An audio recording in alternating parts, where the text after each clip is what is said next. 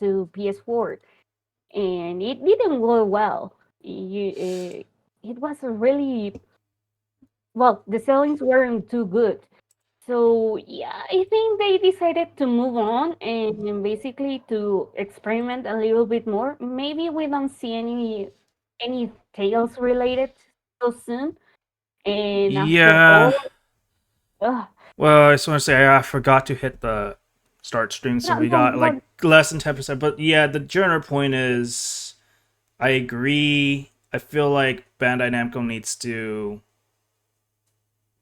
take better risks, not just jump into it just because they want to start another project. Um, mm, I don't know. Maybe yeah, go ahead.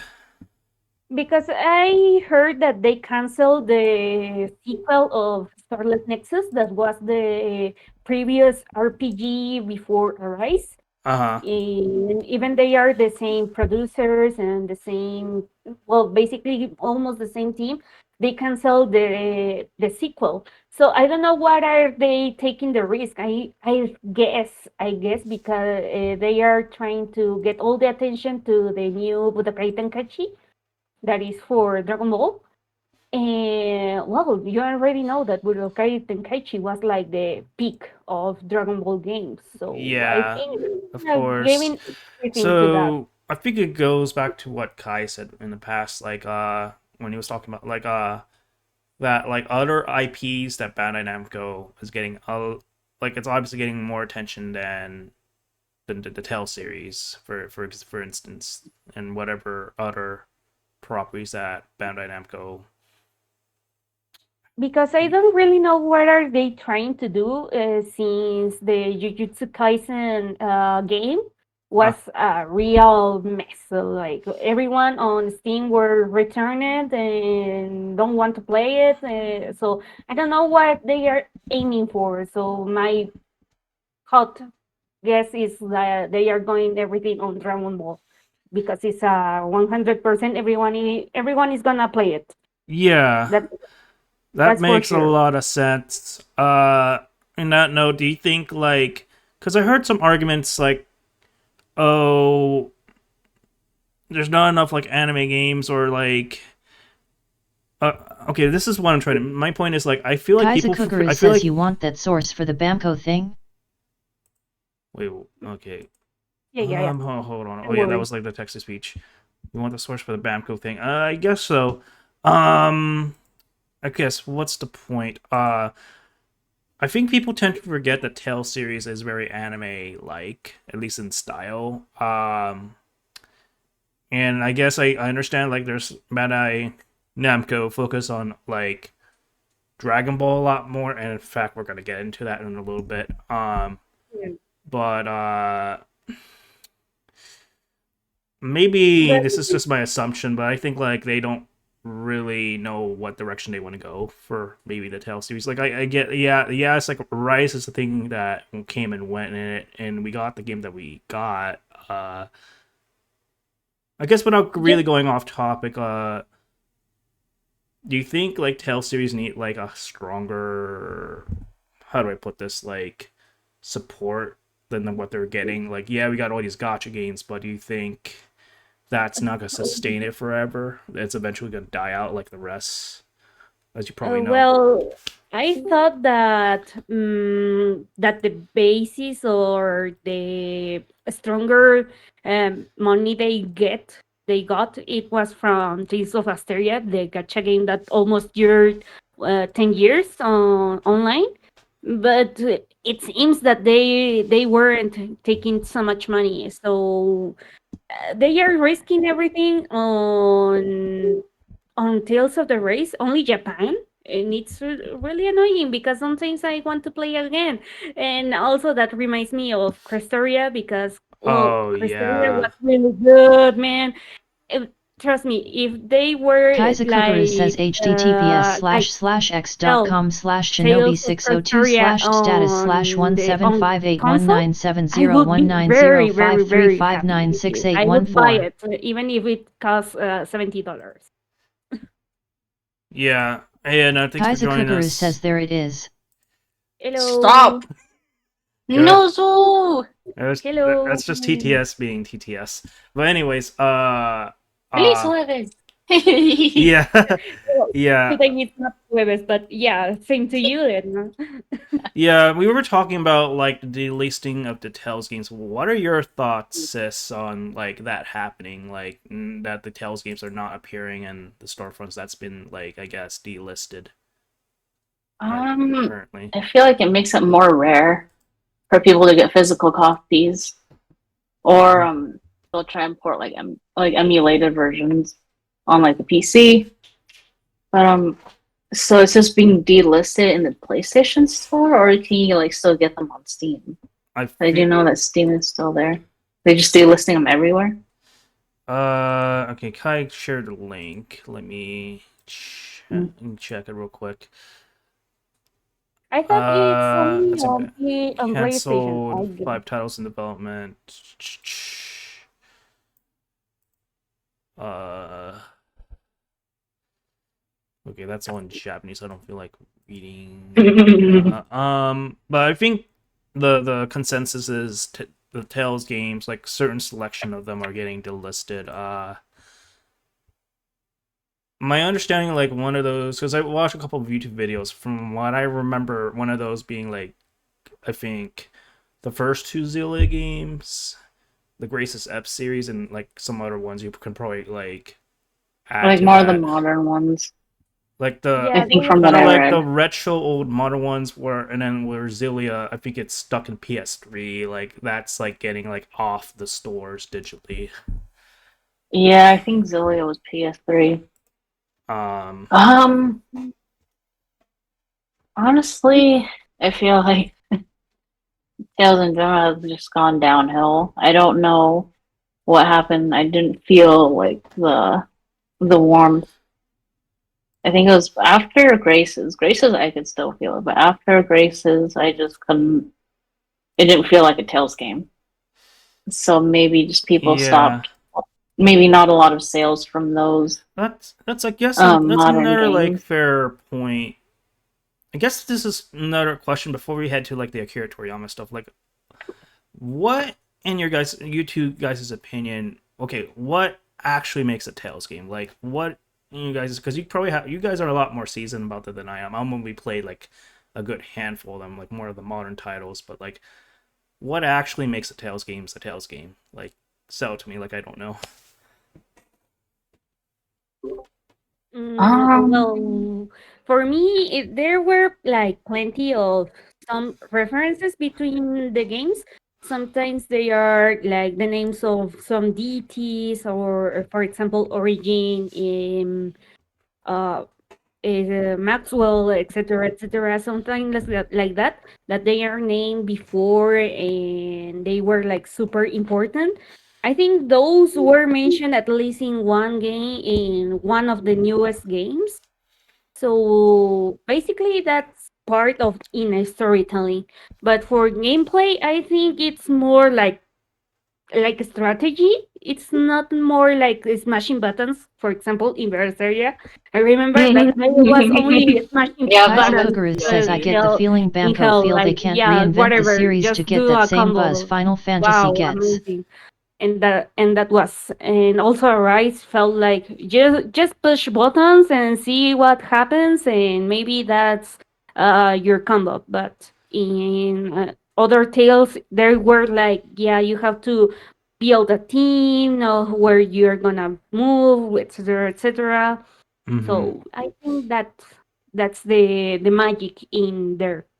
Yeah. So you're kind of saying this from like a gameplay perspective that it's kind of lost its identity, and then I think Edna kind of shares the same sentiments too. I can kind of see that, especially at least with me comparing, let's say, Vesperia to Berseria. It's like worlds apart, like the way it's structured and flowed. Like I could kind of see that, at least in that aspect. And especially if we compare, let's say, Symphonia to any of the modern titles, it's like world difference right there, obviously. Um, But being honest, I think they are like getting like this quick type of games that they have nowadays, that they are like super quick, and if you don't have time, at least you want to fight like 2 3 combats and that's it, let's move on to the next game or something like that. That they are appealing to get into that type of video games right now, because before it was a little bit slower. Oh If yeah. you remind from Vesperia. Oh yeah, of course. So yeah, I think they are aiming to that, and it's not fitting so well. Mm-hmm. You have anything to add to that, Edna? Before I guess we jump Mm, topics. I don't know. Tails was for me. It was about gameplay, music. It was simple, but also like strategic. And I think it was because Graces was pretty straightforward. You know, everyone had their own combos. You didn't have like the usual basic attacks like free Graces. I remember Vesperia had it.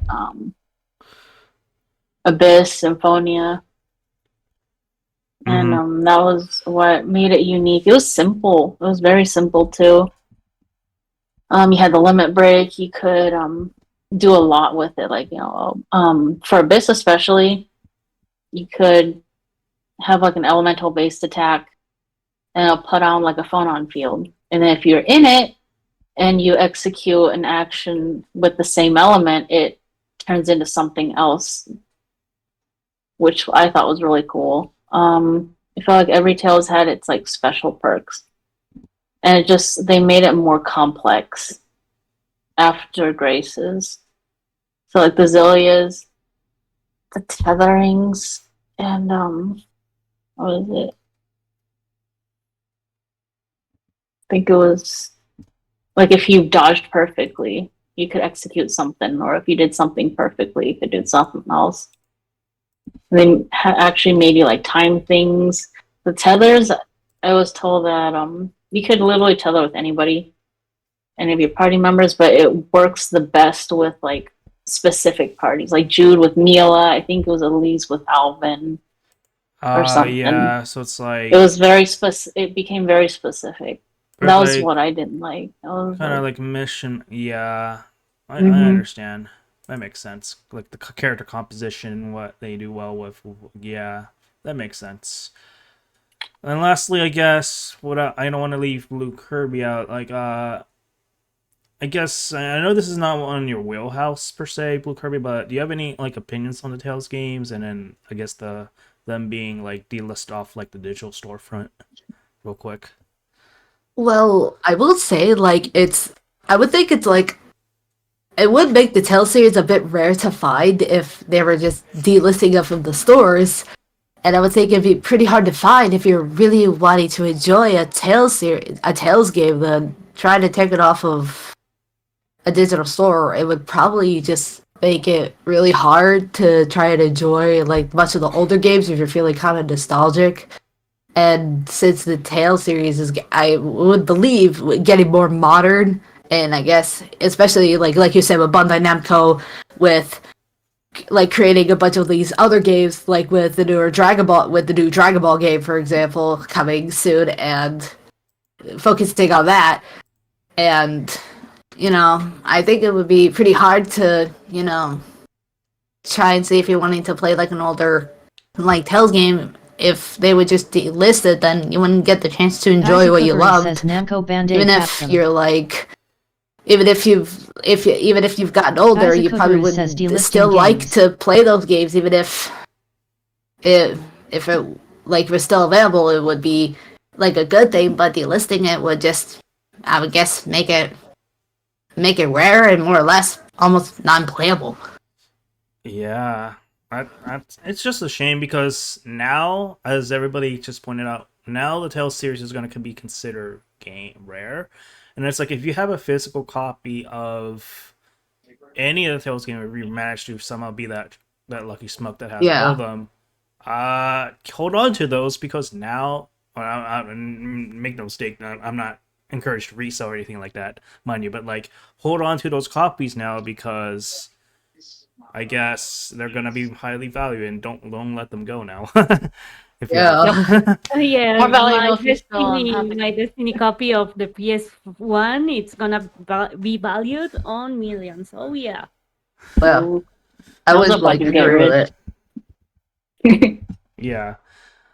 And then I'm Okay. reading some of Kai's comment is like, I feel like Bamco feel like they can't reinvent the series, so they get the same buzz as Final Fantasy gets. That's what he says. Namco Bandai and Capcom name a Capcom. more iconic duel, and then delisting games. Like, yeah, definitely agree with you, Kai.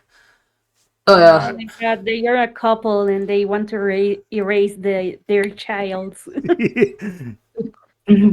I want Yeah, to Let avoid her a erase little dead. thing about the digital things. Well, I think that Blue Kirby is not gonna let me lie, but for example, if I want to do a comparison of how to treat a saga, we have like every Kirby on the Switch, even with the online Game Boy and uh, Nintendo 64, etc., all of that. Almost all Kirby games are available to still be played, even if they are older. And of course, you have to pay a little bit more, but that is a way to preserve the game after all. So yeah, I think Bandai Namco wants to erase everything and be like, yeah, I don't care anymore about this. So these are the only existing of the actuality and none of the older play games. So yeah, I think that's oh a yeah. way to get it I erased. see. I see Tessa Yeah. in the view chat. Hey Tessa, if you're there, Mhm. just want to say hi real quick, so you don't feel left Hi, out. Tessa. Yay, hey Tesla. Uh,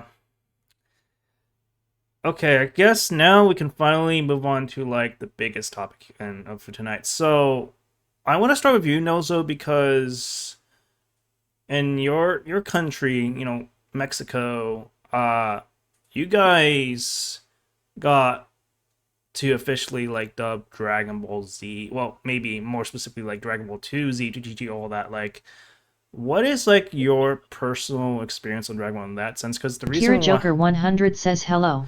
the only reason why I'm asking is because your guys' experience with Dragon Ball was vastly different from people from the United States. So I wanna like get like your sense, like what's like To Dragon watch Ball Dragon mean Ball to in yeah Spanish. yeah go ahead like Oh what my was god. Well, yeah go ahead.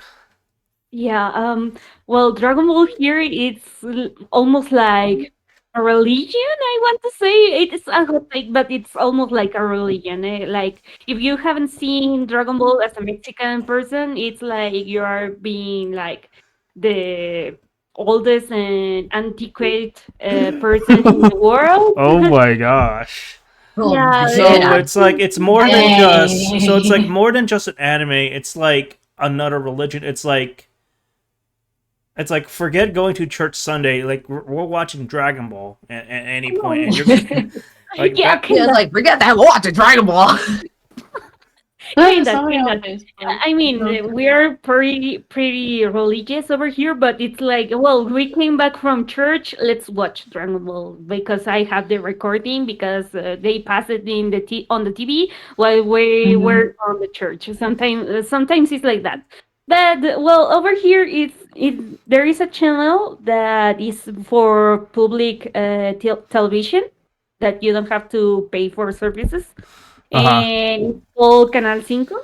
And over there, they always pass Dragon Ball. Like, if you didn't pay for the newest episodes, you can always watch it on Canal 5. And sometimes they didn't pay the newest episodes and they restarted from the basic Dragon Ball and you had to watch it again. And sometimes it was like that, like, oh, they finally were about to beat Freezer, but here is how it started. Oh my god, again? Yeah, So, like in the United States, I'll tell you a good example.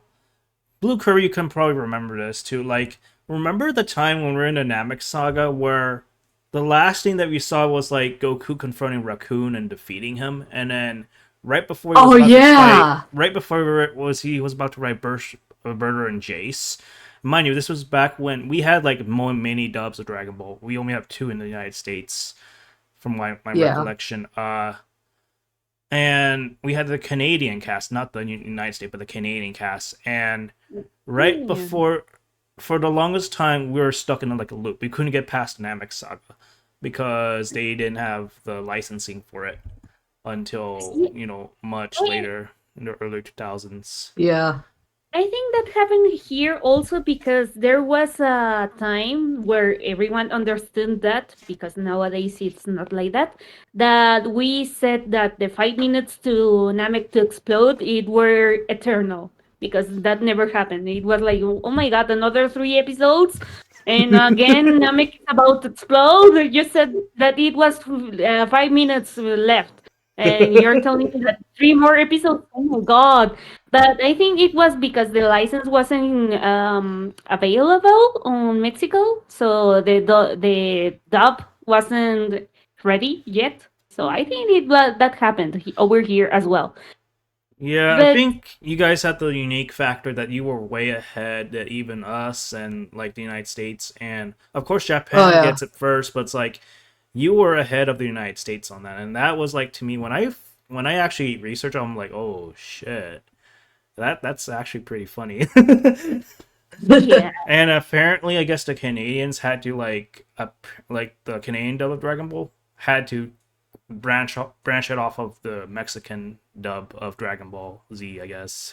At least Z specifically because the United States didn't start with Dragon Ball. We started with DBZ, and then eventually we ooh. went a little bit backwards, which is hilarious in that sense. Yeah, I Like, feel like bruh. it felt a little bit incomplete that, but well. Nowadays, I think things have changed a little bit, but everybody knows Goku at least, because when I started my job, that is teaching guys from middle school, so I didn't have uniform, so they let me use any kind of clothes I wanted. So that one day I brought one that it was from Dragon Ball with all the villains, and it was like everyone like, "Oh my God, you're wearing the Dragon Ball Z villains, and it's so cool, teacher! I love it!" And everything like that. And I was like, "Man, this kid still knows who is So, Goku." is it fair to assume, let's say you're going to school in Mexico, Nozo, Yeah, like everybody in the whole school knows Dragon Ball, even the teachers and all that, like everybody? Like, is yeah, it fair to everybody assume that? knows what is Dragon Ball. Everyone. It's unimaginable. Like it feels like you are wearing a Mickey T-shirt, and everyone knows who is Mickey. It's felt like over here, like everyone knows who is Goku. It's like wow. Oh, damn. So, and yeah, so that's actually a fair comparison. So, in other words, for Mexico, your guys' version, our version of what Mickey is your guys' version of like what Goku is to you. Like, Goku's like your Mickey, basically. Like, it's that big of a deal over there. Yeah, it's a big deal. A really good deal. I mean, there was a meme when Akira passed away that it was kind of funny, but it wasn't funny because it was the truth that all the narcotraffical cartels stopped their activities because of the memories I of heard about Toriyama. that. I wasn't It sure. was Oh fake. yeah. It was true, right? Was it It true? was fake. It was real. Like everyone was Dang. felt like so bad because of that, and everyone went like, "Oh yeah, let's watch a marathon of Dragon Ball and Mm-hmm. to get the Didn't memorial of I've Mickey and Argentina everything." also sign I something? even read like you're like a lot of Hispanic like governments or even like organized events for it, watch parties for it, Mm-hmm. canceling things for it, even like crime, like people that commit crime, like stop doing it just because Akira Toriyama passed, just because of Dragon Ball. Like that is insanity to me. It's like holy crap. It is because it wasn't fake. It felt like the world over here stopped for a while, like for 2 days, and everything come back like, yeah, let's continue the destroy of the world, whatever. Sometimes it felt like that, like only because Toriyama passed away. Oh my god, that is too much.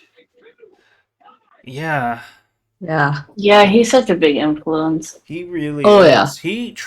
Akira Toriyama transcends cultures, transcends even like political figures, transcends religion. It's like not many like creative people can say that they've done that, at least in the modern times. Like holy shit, like it's. Like I yeah. even like saw an image of him. He even met Jackie Chan. Jackie Chan was like the few Mhm. like Oh celebrities that yeah. actually met Akira Toriyama Hmm. in real life. That's amazing. Oh yeah. Also, I remember when Dragon Ball Super was about to end, the final battle between Jiren and Goku. It Oh, was I remember that. almost it was almost live stream in public places here in Mexico because everyone were so amused of that. Like, what? Oh, guys, are you watching the last battle of Goku? It's gonna be the best experience in Oh your yeah, it was world. like you Almost guys all were bars hosting like a over here. UFC fight or like some kind of fight, but instead of a real person, it's actually promoting Goku and Jiren. That's amazing. That's crazy. Yeah, it was That's That's crazy. Oh, bonkers. we almost had to pay like the copyright issues for to Toei because they lanced like a cease and desist like to Mexico. Like, but who are you gonna stop? I mean, we know that we shouldn't, but what if a bar actually does it? Like, what is the deal? Who are you gonna arrest? It yeah, were like I mean, heck, I would endorse that. That's like more it, money for Toy, pretty much. yeah. Yeah. Promoting Dragon Ball, like I wouldn't issue a cease and Like desist. imagine like if other Okay. nations. I feel like man, like it goes to show you like depending on what the type of thing is, like that could be like forget sporting events, forget like oh, who becomes president? It's like let's just politely as a nation ask to stream Dragon Ball or stream whatever anime we're into, get our weeb on, Yeah. like Mhm. it that's Like was just oh. we have a phrase over here that we call Mexico Mexico, that it means that every wonder pass over here, like it's like this is surreal that only happens in books, but no, it happens in Mexico all the time. It's just ridiculous sometimes. Like, what are you telling me that because of Dragon Ball Mexicans are doing this? Yes, basically, It's it, magical. yeah. it's really magical. It's Really Mhm. Mexico. But in other words, I yeah, think I think we could just officially say like Mexicans are like the badass weebs. Like they're the ones that embrace it, but they do it for the right reasons. They're not like Oh yeah. Americans in that sense, I guess. But I don't know what anybody in the chat and also like what do you guys think of like that phenomenon? Imagine like hypothetically, I'm talking for the Twitch chat, like instead of a sporting event or like some kind of event, like imagine like your government or city or council city, like oh let's just drop everything and just let's showcase Dragon Ball, like the last few episodes. How would your guys feel if that were to happen in like in say even in the United States? Like if that were to happen, like would your mind be blown if it was like that? Like if it take it that seriously, like in in Mexico and all that. I wish that wasn't too serious over here, but things are what it is. Yeah, that's true. Yeah. Yeah. Well, Also, I remember one more story that the voice of Goku over here is so popular that when it released the reboot of Dragon Ball Z, the Dragon Ball Z Kai.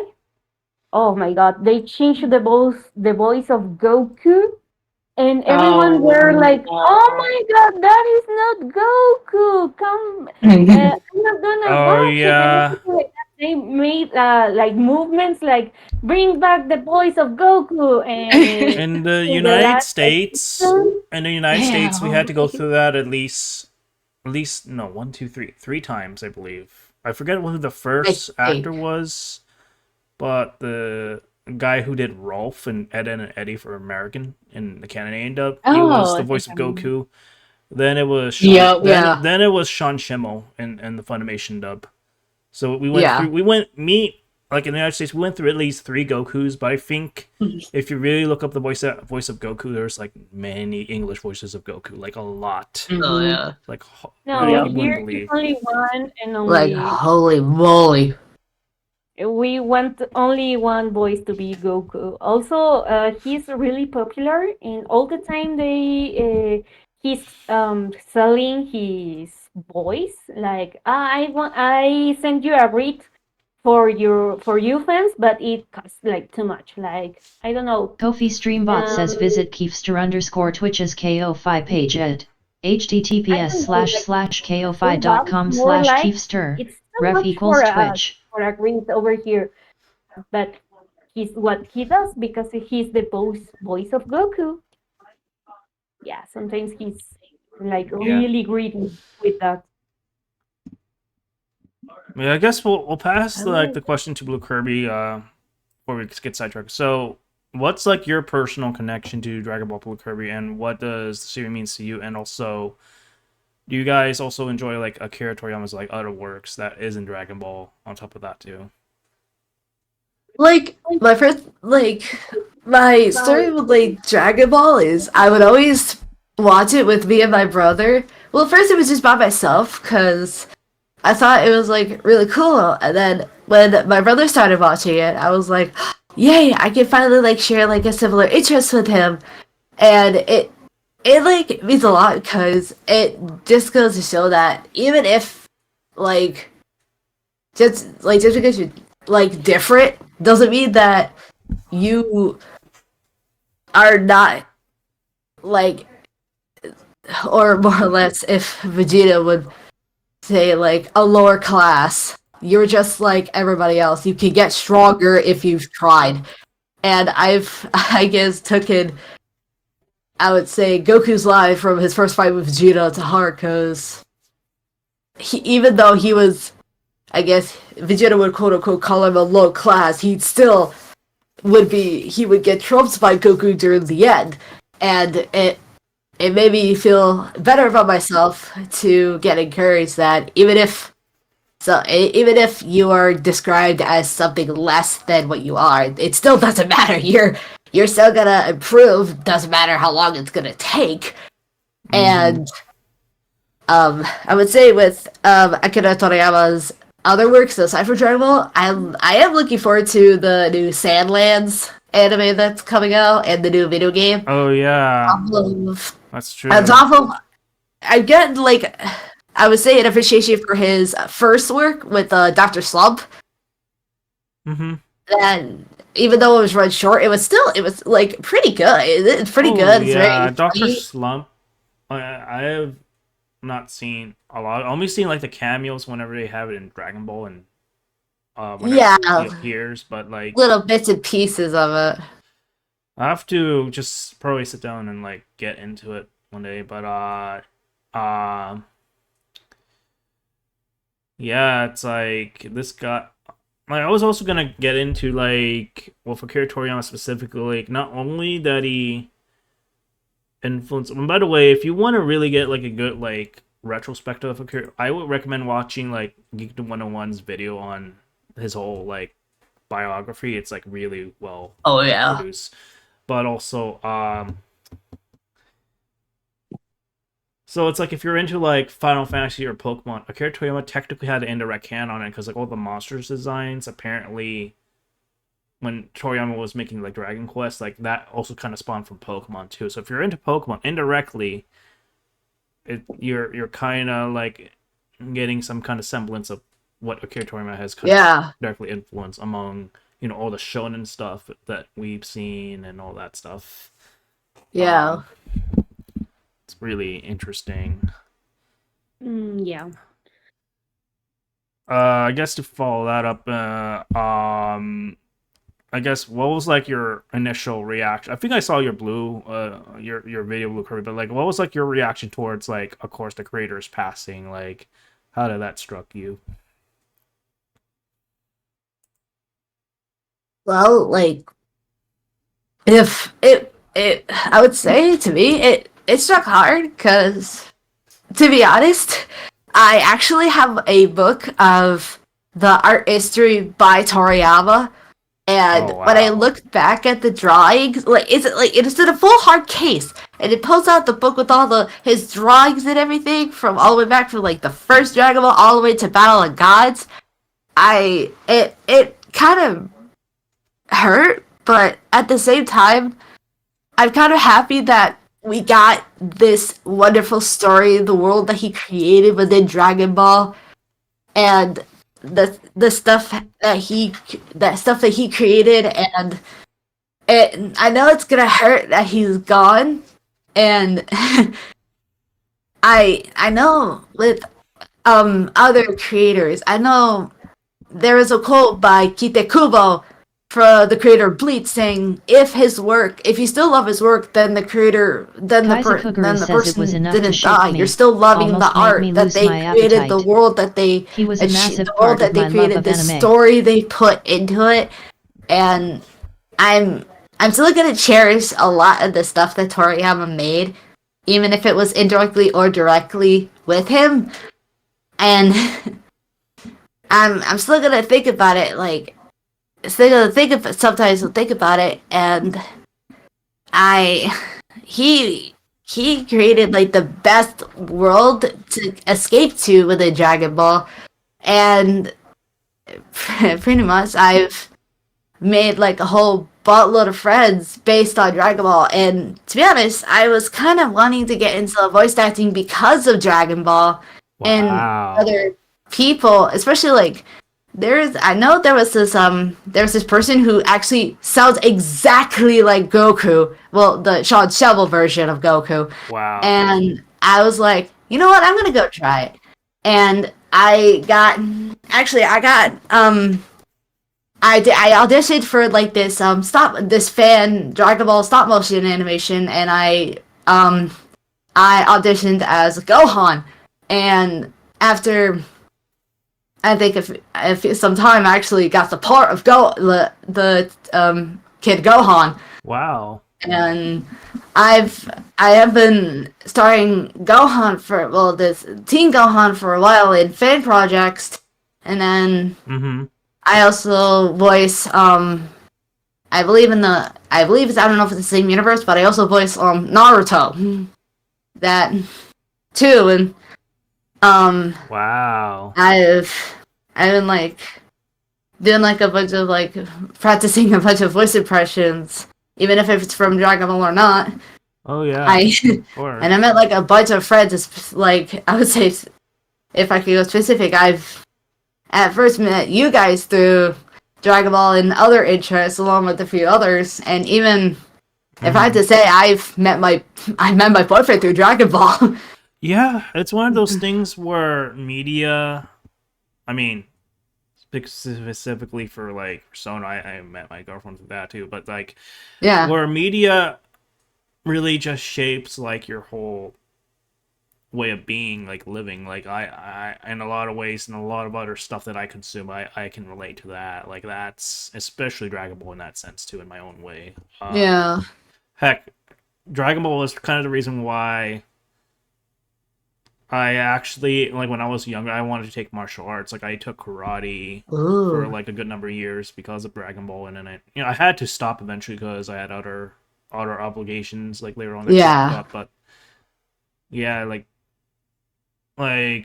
characters like Goku, Vegeta, and all of them, like they honestly taught like valuable lessons. Like as a kid, I oh always yeah, kind of admires like Vegeta's like brutality, like all what he does before back in the day where he would kill yeah, a lot of like Frieza's henchmen or Nappa and all, like. And also I really like think to this day admire, I always like admire like Future Trunks because he does not waste time. Like those kind of oh characters like yeah, really like resonate. And then when it comes to villains, it's like Frieza Perfect Cell, like yeah, kind of like I've always, not a lot of like series made me like admire like characters as much as, and Dragon Ball was one of the first I remember that actually made me feel a certain way. Besides maybe Star Wars or Spider Man or whatever else that I was into as a kid, like Dragon Ball was the first that yeah. really made me kind of think in that way than other stuff that I got to get into later. But okay, don't want to leave you out like Edna. So what's No, you're Yeah. good. your experience in Dragon Ball? And I'm also going to ask Tess on the chat the same question as well. We'll start with you, Edna. Like, what's your exposure to Dragon Ball? What does it mean to you, like Akira Toriyama, and I guess anything you want to start with in that in terms of that. I wasn't super big, but whenever it came on TV, I would watch it. I think I started with the original Dragon Ball, and then they started showing Dragon Ball Z. So I was like, okay, I watched it whenever it came on.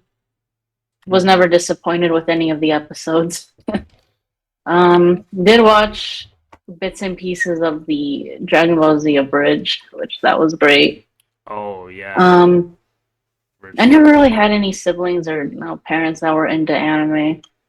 So, but I did hear from a lot of other people in the in my 14 guild that they bonded with their like siblings over Dragon Ball. It was a big part of their childhood, and I'm like, Akira Toriyama, I feel like he's a really respectful guy. And it was actually pretty big in 14 too, because I remember after his passing, like for about a whole week, all the main cities in the MMO, people would put up they would line up from like the main plaza and put out like a campfire minion. They would sit, they'd be dress up as Goku, all that.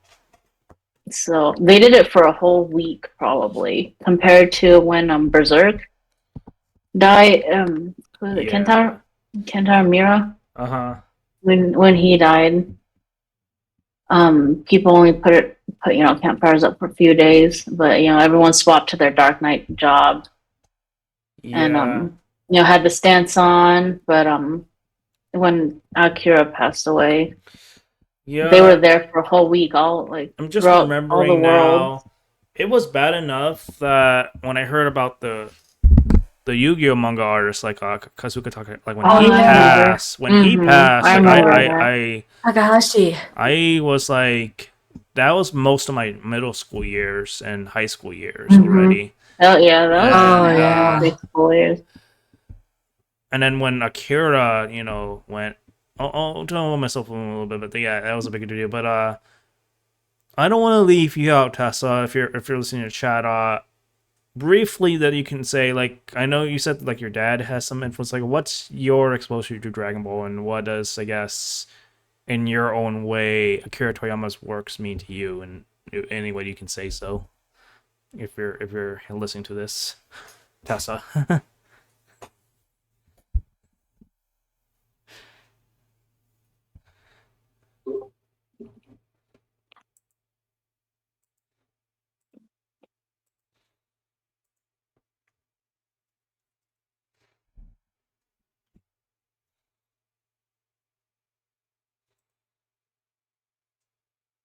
Kira Joker 100 says the only thing I can remember is watching Dragon Ball with my dad on the weekends. Hey, that's good enough. At least you bonded with him through that. Like, I remember, like, me and my big brother bonded through Dragon Ball. Like, we bonded through other things. I guess with my experience getting transitioned to that, like, okay, so I've said this in my very short video that I made on Akira, because it was like literally the after day of that we heard of this. Okay, so my very earliest memories of Dragon Ball was when I went to my parents' friends. So I don't think like my parents hang out with these people anymore, but it's like I remember I was very young, and the first thing that I Kaiser remember. Kukuruz says read the manga from Viz and both dubs of the anime on TV. Experiences I'll never forget. Yeah, so from what I remember from my vivid memory is I remember seeing this purple and reddish like guy. Like I was wondering what the heck is this, and then like this golden guy, and what I remember is actually like Gogeta fighting against Janemba, that Fusion Reborn movie. Like, and this was before I knew what the hell was Goku, what the hell was anything about Dragon Ball. I didn't know what this was. Then literally, I want to say like 1 week after, like they start to put Dragon Ball Z on Toonami, and that was with the Canadian dub. When they showed the official first episode of Dragon Ball Z with Raditz coming to Earth and all that. And then my brother and I started to watch like the English dub of it because he already knew about the Japanese version because my big brother's like a generation before me, so he knew all like the cool stuff before even I knew anything. And I also managed to play this Dragon Ball Z video game called, you might or may not have heard of it. It's called Dragon Ball Z Sagas, where it's for the PlayStation 1, or sometimes it's for the Sega Saturn, depending on what version you got. But in the game, you play as all like the Dragon Ball Z characters you expect, but you're playing through like the entire saga up to the Buu saga. So the objective is to like, there's like this bar in the middle. You're supposed to like hit the characters, and if the characters that you play is like a blue bar, once you get the blue bar, you get to unleash your special attack. And I remember going through all this and seeing characters that are beyond, like, I think at the time the American dub was only to the Frieza saga, so I got to know what Super Saiyan was before I kind of knew what to expect in the future. And this was on the Japanese video game, mind you, on a modded PS1. So it's like, imagine little me like not really understand what's going on, but I was like, oh cool, this is what I get to see in the future, huh? Like I even realized it back then, but I was like, oh man, that's really neat. And yeah, ever since it's just been history. Like I think I remember going to some old anime stores back in the day where I did get some random VHSs of Dragon Ball. My brother would get me like some random VHSs of like Namek Saga, and then I think it was just the Canadian dub of it, and then the rest I just watched it on TV, whatever was on there, and it's just like ever since like I just not stop thinking of Dragon Ball. Like in some kind of ways, it inspires me even to this day even. It goes without saying, like his work has definitely, like I said, transcend like whatever we can comprehend as like human cultures and all that. So yeah. And I also, and the last thing I'll say is like I think it's the this is the week of Akira Toriyama's birthday. I believe that his birthday was on the 5th. Yes. So yeah. Yeah. Happy belated birthday, Definitely. Akira Toriyama. I'll say that. Happy B-Day. 誕生日おめでとう、鳥山さん。 Thank you for everything, Mr. Toriyama. I mean, for everything over here. Mm-hmm. Yep. Thank you for stopping the Mexican cartels for a day. Oh my god. For two days. Thank you for all the memories. Yes. Yeah. For all the awesome memories you gave us to everyone, despite even the language barriers. Yeah, I'm like, that's another thing that we can probably relate to Akira Toriyama, at least according to Geekdom. Like, he was a complete, like, hermit. He did not like the public view, which is kind of, like, very interesting from a guy that impacted so much that he probably didn't really comprehend, but it's like... Kaiser really... Kuguru says thanks Yeah. Toriyama. Yep. So yeah. Kaiser Yeah. Kuguru says Jump wouldn't have evolved the way it was without you. Oh, yeah, for sure. Kai's Oh, yeah. Totally.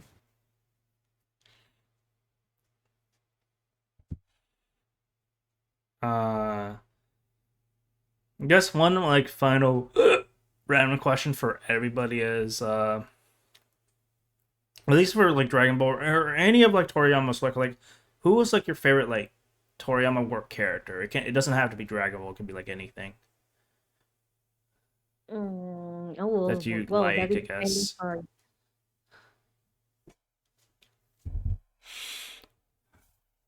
Well, for me, it's Arale from Doctor Slump. I really like her because she was so cheerful, and the voice over here in Mexico, it was so lovely.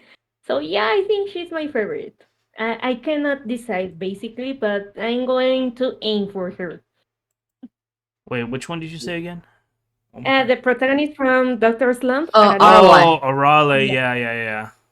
She's really cool. She's really strong Yeah, Oh, too. yeah. She's very strong. I like Uh, her a lot. Her Spanish voice is perfect. It fits. yeah. Ooh. All right. What about you, Edna? Who's your favorite Toriyama character that he made? Kaizakuri says Launch. Dr. Mascherito since he's a clever joke being an evil parody of Toriyama's editor.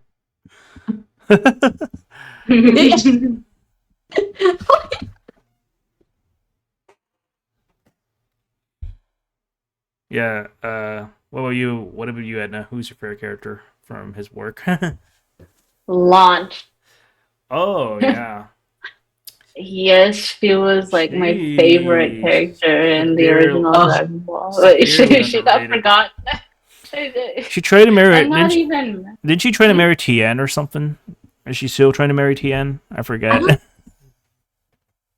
I don't remember. I I liked don't her think sneezes. so. Not that I can think of. Not that I think of. I haven't seen much of Lodge. I don't think trying to get with Tien. I think she was probably doing some other stuff I aside know, from, like you know, in Super, it's probably still there. there's like another girl that tries to like I don't know, like I know that at least she's not forgotten, but yeah, it's kind of a shame that she kind of fell off obscurity after when Z started to come up. Yeah. Yeah, and I think Toriyama just said I forgot about her. And Yeah, honestly, he I'm literally not. says, I'm "I not just even forgot about her." mad. I'm not even mad. I find that so comedic. He's like tells everybody, he's like, "Oh, what about Lodge? What happened?" He's Very like, "Oh, I forgot about silly. her. Oh, I forgot about it." Very silly. I wasn't even. I wasn't even mad that he forgot about her. Yeah, I wasn't Yeah. even mad. I was that's just like, comedic. it's hilarious. Yeah, I guess Like, like all right, Tessa, like I think I might have asked you this before, but who's your favorite Dragon Ball character, or anything from Toriyama's work, if you can think of anyone that you like? Like, I will say, I would say I would have like probably two favorites. I would say that I like, whenever I read like a manga page or something, I would always like to see Toribot, and he would just like come in at like random, like at least at random intervals of time to go into interviews or something throughout the page, and I would just be like, "Yes, Toribot here!" And I know he would be on like the Zeni currency, and I would say my second favorite would have to be, I would say it would have to probably be Vegeta. Oh yeah, dude. Like I Vegeta was sorry. with me being a cop out, like my three favorites tend to rotate between Future Trunks, Goku, or Vegeta. I can't decide who I like more at the time, but and then I'll throw Piccolo in there for a fourth. But like I want to say the one I resonate the most is probably Future Trunks, because Oh he yeah. just gets shit done. Like he does not waste time. Like I like that about Future Trunks. Like he does not waste the time. Yeah, and I think the same thing with like Vegeta. Vegeta does not care what anyone says. He just been like, I'm gonna get this shit done. I'm gonna get this shit done better or than more. Cause I kind of like while wearing inspired that with Vegeta. pink shirt. Yeah, yeah. Uh-huh. While wearing a picture saying he's a Heck yeah. he's a yeah. Oh And I'm yeah. just like, I would have like I probably took it his like I don't give two shits what anyone says Yeah. and I just think- walk with I it. think the true hero is Mr. Satan. Like Oh. Hercule. Oh yeah, Just kidding. Hercule, yeah, Mr. Satan. I just go by. I just would say. I would say. I would rather prefer Mr. Satan over Hercule because I'm thinking like I'm not looking at like another property. I'm not thinking of another property. I'm thinking of a guy who could just make comedic time all the more better. I'm surprised nobody said Mr. Popo. Oh, Yeah, Mr. Popo's like super Oh funny. my god, no! Oh my gosh, whenever I think of Mr. Popo, oh my gosh, whenever I think of Mr. Popo, I think of Dragon Ball Abridged. Oh yeah. Ooh, that is so Yeah. Mr. old. Popo is very strong. Akira Joker 100 says Yeah. my favorite would be Cell or Frisia. Marx is Majin Buu. Okay, so that's Ooh. like Majin Buu. Cell or Frieza, and then Mark's favorite is Majin Buu, the fat one. Ooh. Majin was cool. Oh yeah, Majin Buu is So He was- basically, he was great basically the choice between being sucked into or being eaten alive. I get it. or turn into chocolate, basically. Once turning into chocolate, I have no problems with that. Totally. Now that like she said that, I have a Majin Buu Funko Pop standing next to me. Wow. I have a Fat Buu Majin Funko Pop. Yeah, I even have like Super Saiyan Goku like post like before the Cell games. Yeah. Yeah, I have that too. I have a bunch of stuff I never thought I had. Yeah, I remember like this is going off tangent. I'm gonna edit this a bit, but like anytime whenever I have the time to just mess around, like as a kid, I used to just pick up like two like pencils and clack them together. But I always imagine like the fights of Dragon Ball, like Goku, Vegeta, like all of that, like, and that's like when I Clacking clack those pencils? pencils, yeah, like I don't like it's because like Dragon Ball enforces that out of me, and I'm like, oh man, it's like making action figures, like okay, Dragon Ball. Actually, that's another thing. I used to have a bunch of random assortments with Dragon Ball figures that eventually all broke apart, but like. Because my no. brother Oh used my to work at the game store, so he would give me random like Dragon Ball figures, and I just like take them apart or play mess around with them. I think I have like some of them still Yeah. existing, but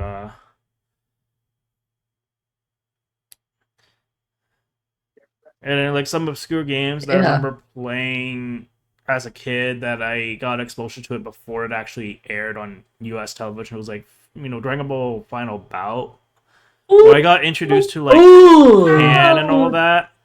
I didn't, and I was Ew. like, "What is this? Who's this?" Like, because I was, appropriate age. Like, who's this cute girl? Who's this?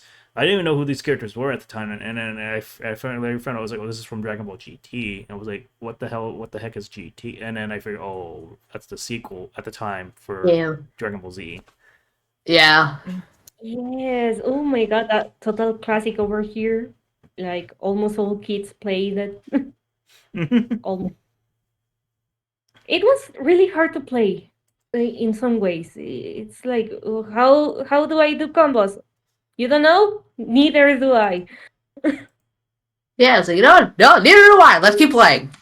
Let's keep playing. Just a smash button. Yeah, let's just keep pressing it. Yeah, I remember playing Final Bout. I actually learned. I actually did like.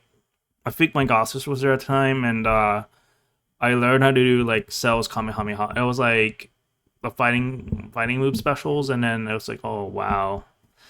Even though looking at Final Bout now at age terribly, it was one of the few fighting games where I actually learned how to like do the special moves. So it's like that Yeah. memory you can't really replicate or Oh my god. That game always reminds me of this meme that is so funny over here because the all poly of the appearance of the game, it was really awful. And this the So pixelated bad. thing. It is chorizo. Oh my god. Man, that thing got baked, but it got baked too much. yeah. It's really horrible. It was horrible. The Wow. game. You're being honest, totally honest. Everybody knows that game sucks. Yeah, it sucks. Yeah. Oh well. To be fair, I'm gonna end this podcast real soon. Like, at least it's not. Dare I say, it's not Dragon Ball Evolution. Yeah. It's not Dragon. Like, bruh. At least it's not Dragon. Mind you, it's because of Dragon Ball Evolution that Akira Toriyama went out of retirement. He'd be like, "No, you do not disrespect." Yeah, it's like I would just Was picture that like the 1 minute live Toriyama. It was real terrible. Gosh, I heard about that. I was like literally thinking like Toriyama just sees the movie thinking like, all right, I'm coming out of retirement. This is terrible. Let me write you a better version. Write you something better. Exactly. Like, this ain't flying with me. Yeah. Oh my god, that thing is horrible as well. Oh my god, I Like didn't like. I Funny remember story. I didn't actually like see the movie in theaters, but I watched like a bootleg from one of my cousins because we didn't want to watch it in theaters, so we watched a bat bootleg version, and they were calling him Geeku and all that. I'm like, what the fuck? Oh my god. I mean, I would have thought the same thing because I think a funny story was I actually got to like my dad had a DVD of it, and I literally watched it once, and I told him straight up to his face after I was done, I'm never watching it again. Yeah. This was Sure. dumb. That is And I also said I wanted to burn it. I wanted to burn that disc so bad. I wanted to walk outside, take his lighter, throw the lighter. Yeah, you're gonna burn because this movie sucked. Exactly. Kofi Streambot Like, says I wanted visit to burn my eyes with like Twitch's orange juice KO5 or page bleach because that was https://ko5.com/Kiefster ref equals Twitch. That's a cool fight button. Don't mind that. But anyways, yeah. I guess we'll go ahead and end this. Final thoughts on, I guess, the Tales of Series delisting. Anyone in the chat can say that, and also Akira Toriyama and his influence. I guess anyone can go, and we'll wrap up. Bring back old Tales games. Let's bring back Tales of Crestaria. I'm dying without it. Bring back Tales of the Link. Ooh, ooh. No, I feel like Bandai needs to stop. Like, okay, no offense to people that like gacha games. They should make make a Tales fighting game by now, like an actual one. Like, I know there they was one, but it really went well. like they need to stop with all these things. It's hard to keep up, and at least in my opinion. But that's all I'm gonna say on that. Yeah, that Okay. is fair. Don't worry. Yeah. Oh, Yeah. I guess final thoughts on Akira Toriyama. Anybody can go, and we'll wrap this for real. Don't forget launch. Well, now it's on Toritaro for that now. Since Yeah, that is true. yeah. I think his son's taken over. actually, it's a successor that writes Dragon Ball Super manga. Like it's his. Oh, I thought it was his son. Yeah, Toyotaro. Yeah. Yeah, because I think at first he did make this series called like Dragon Ball IF, and he was like a really big like Dragon Ball fan. Oh no, Mr. Tablos! No, don't bring him. I have to talk about Tablos. Like, and to be honest, I wouldn't have made the best, like the awesomest of friends without without the best storytelling that is Dragon Ball for Toriyama. And to be honest, I really do hope that I would think that Toyotaro would do just fine. Even though it is okay that they're going on a hiatus as far as I know. If not Toritaro, it's gonna be somebody that's gonna pick up the pen, because that's how strong Dragon Ball is. Dragon Ball. Oh yeah. Yeah, But Yeah. I hope it's not Tablos. Oh my god, that guy is a low cow over here. yeah, I will just say let's